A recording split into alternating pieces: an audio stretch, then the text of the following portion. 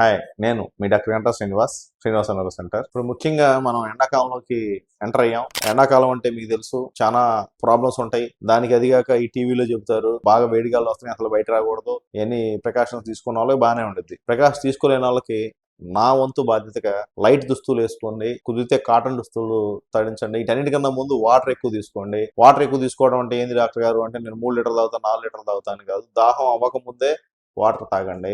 Heat stroke అంటాం, చాలా మందికి ఇట్లాగా హీట్కి వెళ్ళిపోయి వడదెబ్బ తగిలి పడిపోయిన వాళ్ళు డీహైడ్రేషన్ లో ఉంటారు. డీహైడ్రేషన్ ఫుల్ గా వచ్చి అన్ని సైన్స్ వచ్చే లోపల అన్ని జరుగుతూ ఉంటాయి. సాధ్యమైన మట్టికి సన్నకి ఎక్స్పోజర్ కాకుండా ఉంటాం. సాధ్యమైన బట్టి తగ్గించుకోవటం, అంటే ఎక్కువ ఎండ ఎక్కువగా వచ్చింది, తీవ్రత ఎక్కువ ఉన్నప్పుడు ఇవన్నీ ఎఫెక్ట్ కాకుండా ఏమైనా మూతుబరి పనులు ఉంటే కొద్దిగా పోస్ట్ పోన్ చేసుకోవటం, ఎన్ని చిన్న చిన్న జాగ్రత్తలు తీసుకోండి. మెయిన్ గా న్యూరాలజీ వైపు నుంచి మేము చూద్దాం అనుకుందంటే, ఈ డీహైడ్రేషన్ ఎప్పుడైతే మనకు బాడీలో వాటర్ పర్సెంటేజ్ తగ్గితే మన బ్రెయిన్ లో వెయిన్స్ ఉంటాయి, ఆ వెయిన్స్ లో వేనస్ అంటాం, అంటే ఆర్టరీస్ లో, అంటే దమన్లు సెర్లు ఎట్టాగా ఉంటాయి, బ్రెయిన్ లో నుంచి రక్తం తీసుకెళ్లే కూడా సెర్లు ఉంటాయి. వాటిలో కనుక బ్లడ్ క్లాట్ అయ్యే ఛాన్స్ చాలా ఎక్కువ ఉండిద్ది. ఎందుకంటే మన ఐసీలో ఇప్పటికే 2 అడ్మిట్ అయ్యారు. వీళ్ళలో ఏమీ లేదు, డీహైడ్రేషన్ ఒక్కటే కాజ్ కనిపించింది. అంతకుముందు అతని స్ట్రోక్ వచ్చింది, అది వేరే సంగతి, అది ఆర్టరీ స్ట్రోక్. ఇప్పుడైతే మాత్రం డీహైడ్రేషన్ లో హెవీగా వర్క్ చేశాడు తన మ్యాన్సన్. సో దానివల్ల తనకి డీహైడ్రేషన్ అవడం వల్ల ట్రాన్స్వర్స్ అయిన థ్రాంబోసిస్ అంటాం, అంటే ఆ వెయిన్స్ లో థ్రాంబోస్ వచ్చి సివియర్ హెడేక్ తో వచ్చాడు. ఇంత ముందు హెడేక్ కన్నా దారుణమైన హెడేక్ వచ్చి, నేను చెప్పాను ఎప్పుడు హెడేక్ సివియర్ అనేది కూడా ఇంత ముందు పాత వీడియోలో,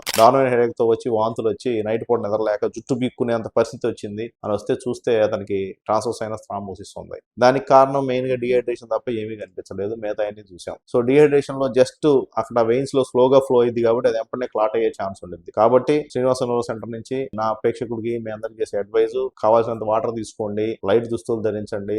సాధ్యమైన మటుకి భగవంతుడు మనకి ఎండాకాలంలో సరిపోయేటట్టు మనకి దోసకాయలు లేకపోతే పుచ్చకాయలు ఇటువంటి వాటర్ ఉన్న కాయలు చాలా ఇచ్చాడు, అవి తాగండి. అంతేగాని నేచురల్ గా ఇది తాగకుండా టీవీలో అడ్వర్టైజ్మెంట్ చూసి ఏదో అద్దె అయితే బాగా ఇది వచ్చింది, ఇది అయితే ఇది వచ్చింది అని మన హీరోలకు కూడా నేను చెబుదాం అనుకుంటున్నాను. వాళ్ళు అడ్వర్టైజ్మెంట్ చేస్తే వాళ్ళు డబ్బులు వస్తాయని ఇది పెడితే అది ప్రమోట్ చేయకూడదు. సో ఎండాకాలం మీరు శీతల పానీయాలు ఏం వద్దు, మనకి దొరికే తీసుకోండి. చక్కగా నేచురల్ గా ప్రకృతిలో ఏదైతే దొరుకుతాయో అవి తీసుకోండి అని నా అడ్వైజ్. మీరు ఈ ఇన్ఫర్మేషన్ నచ్చినట్టయితే మీ ఫ్రెండ్స్ షేర్ చేసి ఏవి తీసుకోవాలి అంటే నేచురల్ గా ఏ దొరుకుతాయో అయ్యే తీసుకోండి. పుచ్చకాయలు, తాటి ముంజలు, దోసకాయలు, ఇవన్నీ ఏదైతే మనకి నేచురల్ గా దొరుకుతాయో, వాటర్ ఉన్నాయి, టమాటాస్, ఇది తినండి. ఏ అయితే ఆర్టిఫిషియల్ గా దొరుకుతాయో ఆర్టిఫిషియల్ గా ఇమీడియట్ గా సాధ్యమైన మట్టిగా అవి అవాయిడ్ చేయండి. వాటి వల్ల ఎక్కువ డిహైడ్రేషన్ వచ్చింది, ఇంకా ఎక్కువ ప్రాబ్లమ్స్ వస్తాయి, కానీ మనకి దానివల్ల పెద్ద ఉపయోగం ఉండదు అనేది నా ఉద్దేశం. Thank you.